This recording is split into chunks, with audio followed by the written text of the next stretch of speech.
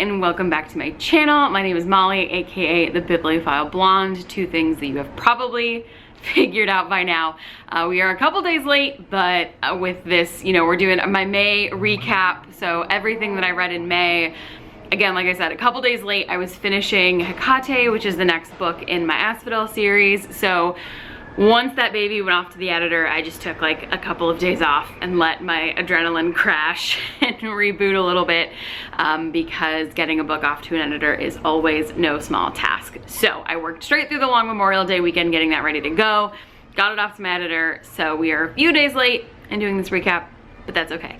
I read 30 books in May, which is actually kind of insane. I feel like that's high even for me. I do go through books pretty quickly, but like that felt crazy, especially considering that like I did get the book finished in May.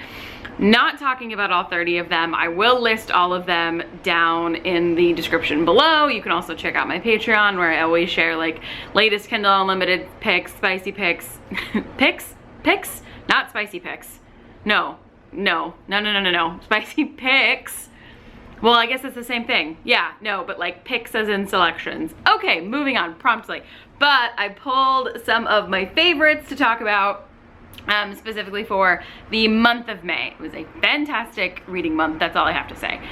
We will start out with Heavenly Bodies, which quite frankly, if you haven't heard me talk about Heavenly Bodies yet, I don't know where you've been. I actually put a rant together about just entirely about Heavenly Bodies, so we're kind of gonna skip this one because you can check that out on my channel, linked below, all whatever, like all those places. It's easy to find.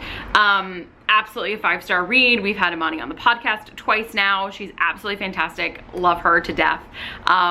She's like one of my favorite people now, and this book is just, it's everything to me. It's everything to me. It's part of my soul now, so that's totally normal and absolutely fine.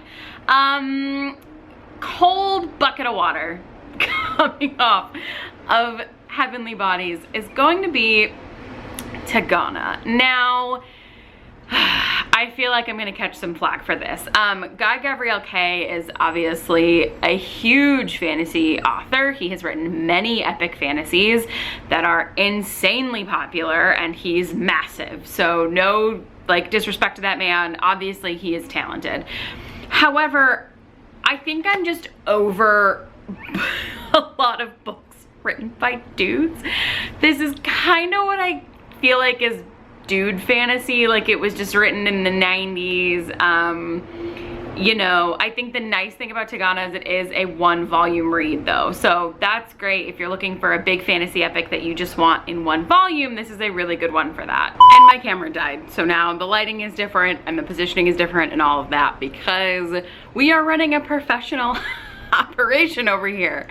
Tagana, I will say, just again, I guess closing thoughts on that. It is a 1-volume fantasy epic, which I think is fantastic. I don't think that there are kind of enough of those out there for people who maybe don't want to do a whole series. I think the world building is amazing. It's a great adventure. There were plenty of little things that I like took notes on that I thought were cool, but at the end of the day, like sex written by a man is just sex written by a man, and you know, I feel like it almost goes without saying that I felt like the female characters in this like fell flat.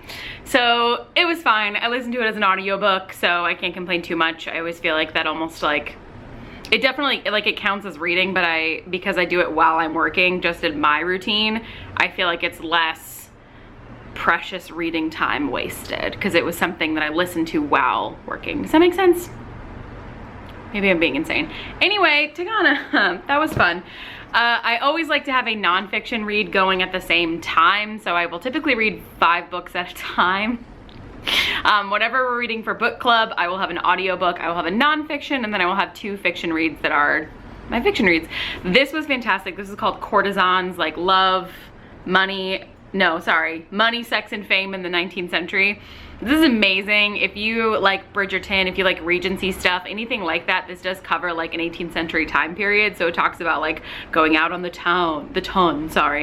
out on the ton and all of the different like court etiquette and things like that, but through the eyes of courtesans. There were several super famous courtesans throughout that time period who like wrote memoirs, and we have like ledgers of their lives. This was fascinating. fascinating. There was one woman who, like, men would leave her the equivalent today of $30,000 for a tip.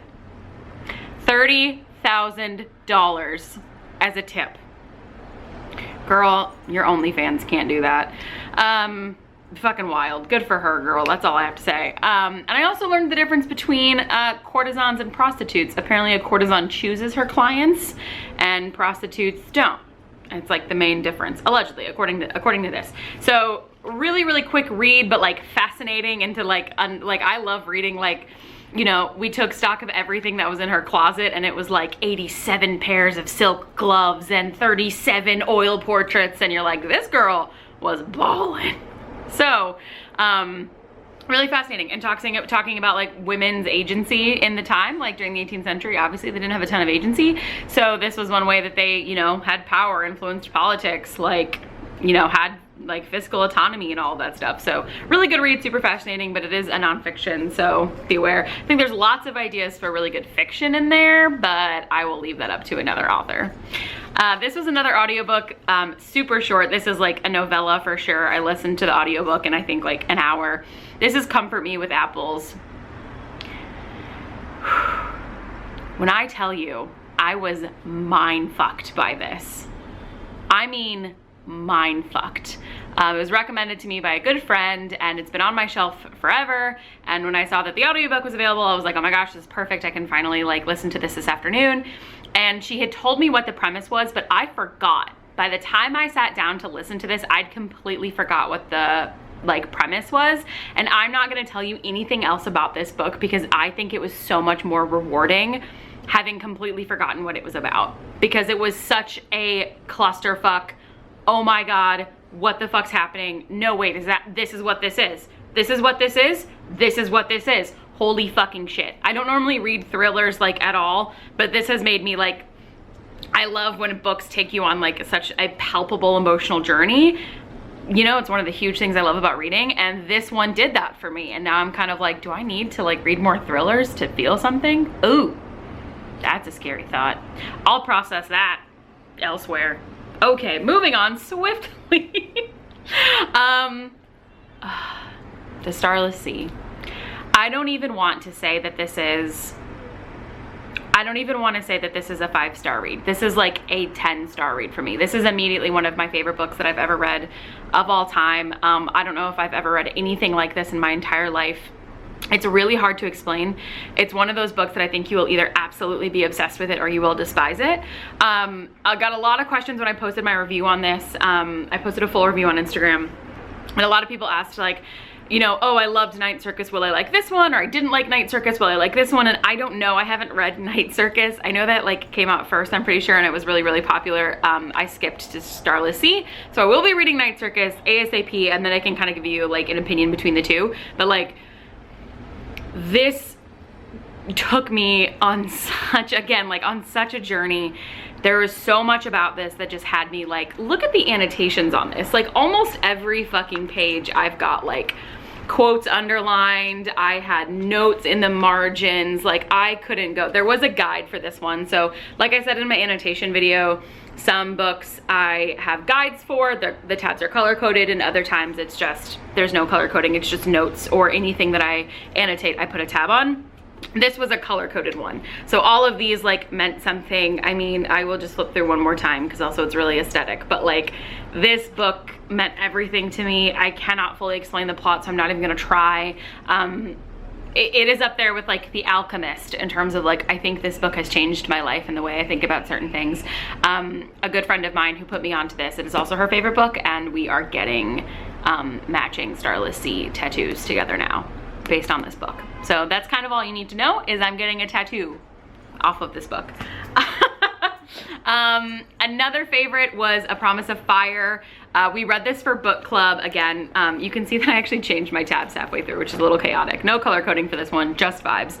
This is fantastic. If you are looking for, I wouldn't say it's Greek mythology straightforward, because like it's not stories of the gods, but in this universe, the gods are the gods. So like they pray to Zeus. It's not Greece, it is an original world.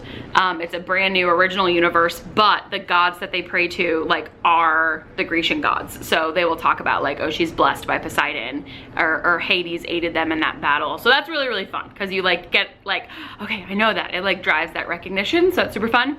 I'm going to devour this series. I've ordered the rest of them. I cannot wait. This is one of the best like fantasy romances that I have read in a really long time. If you loved ACOTAR, then like grab A Promise of Fire so quickly. There aren't fae, but it is magic, and essentially it's just all humans. I mean, there's dragons, but like there's no fae or elves or anything. It's just humans and then creatures like dragons. But oh my God, Griffin in this book. When I say that man is so fine. So many underlines of our man Griffin. It is a slow burn, but it is spicy once you know, people figure their shit out. I'll try to avoid too much, but seriously, a fantasy romance. It's a series. The trilogy is complete, but there's a 4th book that is coming out in October. The 4th book is like a spin-off though, so it takes place in the same universe, but the core trilogy that follows these 2 main characters is out now, so you can check that out and you can finish it. Guys, this is just so good. This is so good. Like just everything you want in a fantasy romance. Like amazing found family, magic, dragons, super sexy warlord, male main character, and our reluctant hero is our badass with a ton of powers, our girl Cat. So Promise of Fire, absolutely fantastic. I'm gonna be devouring the rest of the series. Seriously, recommend it. Just pick that one up. Thank me later if you like the type of books that I typically recommend, like fantasy and romance and Greek mythology. Like Promise of Fire checks all those boxes. Last one, this isn't really a nonfiction, but it like kind of is. So I read The Tale of Princess Fatima, Warrior Woman, which is an Arabic epic. So it was translated from poetry. It's like a typical epic, like, you know, if you read the Iliad, it's like in a poetry form. So this is a really, really famous epic from the Middle East, and I have not read a lot of those. I've read obviously the Greek epics, I've read a lot of the Indian and Hindu epics, but I hadn't read too many of this one. And I love this one because it focuses on a warrior princess, which is fucking cool because that doesn't always happen. So this was really great. It was a simple read. I went through it, pretty simple annotations, but like really enjoyable. I think I read it in like a day or two. Didn't take me much time at all, but if you love the classics like I do, and you're always looking to read more than like the classics written by white dudes that they gave you in school, this is a really, really lovely one. This is just the Penguins classic translation. And it was great, it was super enjoyable. So that was it, guys. Like there were such good, I mean like Starla Sea, Promise of Fire, like and Heavenly Bodies, I technically all read this month, which was like, so many like all-time favorites now this month. So May was a good fucking reading month. Let me know if you've read any of these, if there's any of these that you're gonna add to your TBR, or tell me what your favorite book was that you read in May down in the comments, and I will talk to y'all soon.